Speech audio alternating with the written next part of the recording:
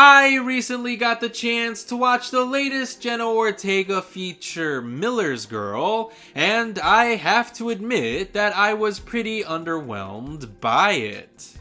The story follows the relationship between a student and her teacher, which grows ever more complicated after a certain creative writing assignment becomes very sexual.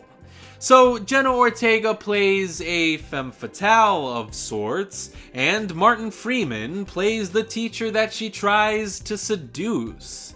And while I happen to be a fan of both of these actors, since they have proven themselves to be incredibly talented, I didn't really care for either of their performances in this feature.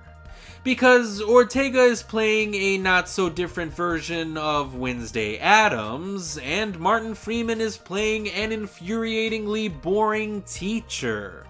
There is nothing special about Freeman's character whatsoever, as Ortega's character even refers to him as imitation crab in gas station sushi.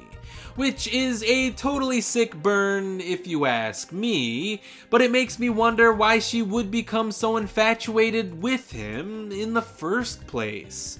Is she even attracted to him at all? Even if she's not so attracted to his physical features, she could be attracted to his intelligence and the way that he influences her to use hers. Or does she act all flirtatious with him because she's bored?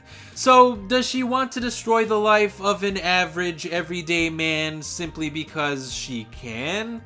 I don't know. But while Martin Freeman is definitely not an unattractive man, he's also not exactly the kind of person that I would expect to see on the cover of a cheesy romance novel. But again, his character may be designed to appear like an average normal man that no one would ever look twice at, which is totally fine, but unfortunately, I don't think that Freeman has great chemistry with Ortega either. So watching these two characters get heated with one another never feels all that interesting, regardless of what the point of the movie is supposed to be.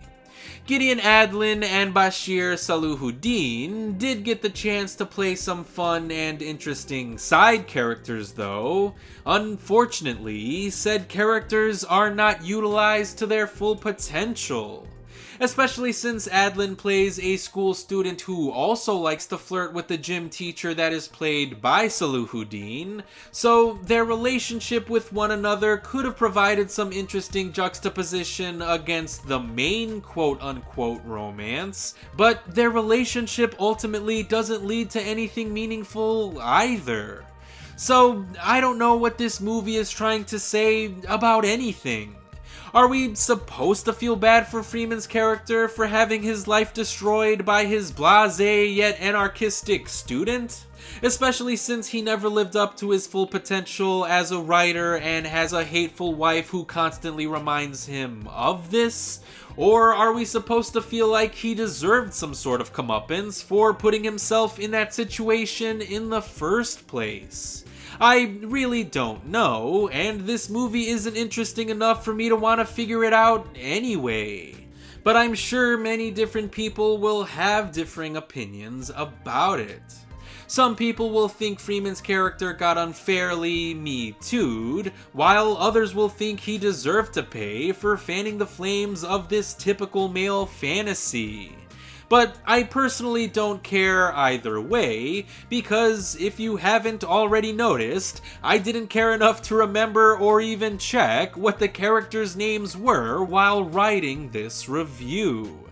And that's because I honestly don't think the filmmakers care either. To me, Miller's Girl feels less like a movie and more like a smutty romance novel come to life. Only the film doesn't have any sense of eroticism whatsoever. And just because the characters like to throw around fancy literary words doesn't mean that the movie itself is actually intelligent or insightful.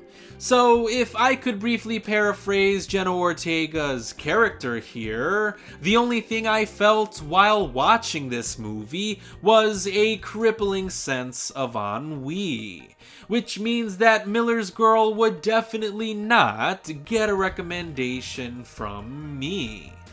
But I appreciate anyone who stuck around to hear my full thoughts on this 2-month-old movie, so as always, thanks for watching.